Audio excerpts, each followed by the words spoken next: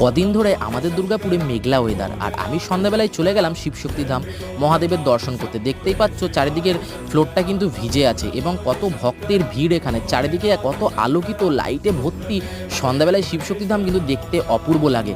আর কত ভক্তের ভিড় দেখতেই পাচ্ছ, এই যে প্রবেশদ্বার, এখান থেকে আর কি ভেতরে প্রবেশ করছে সবাই। আর দেখো একবার জাস্ট দেখো লুকটা কত সুন্দর লাগছে, মানে পুরো মেঘলা ওয়েদার, আর সন্ধ্যার দিকে তো উফ জাস্ট অসাম লাগছে। আর তারপর চলে এলাম সোজা ভেতরে, যে নন্দী মহারাজা দেখতেই পাচ্ছ সামনে দেবাদিদেব মহাদেবকে, মানে খুবই অপূর্ব লাগছে। আর সামনের দিকে শিব পার্বতীও কিন্তু আছে, আমরা দেখতে পাচ্ছি। সবাই কিন্তু কমেন্টে হর হর মহাদেব লিখতে একেবারেই ভুলবে না। এই দেখো বাইরের দিকে দেখো কতটা ভিড় হয় এখানে, মানে পুরো আসর জমে উঠেছে, এত ভক্তের সমাগম যে খুবই ভাল লাগছিল, মানে মন ভক্তিতে ভরে উঠেছিল। চারিদিকে মানে এত বাচ্চা কাচ্চা লোকজন, খুবই ভাল লাগছে এই মুহূর্তটা, খুব সুন্দর লাগছিল। দেখো কি সুন্দর লাগে সন্ধ্যাবেলায় মন্দিরটা, এত লাইটিংয়ে চকচক করে, উজ্জ্বলময়।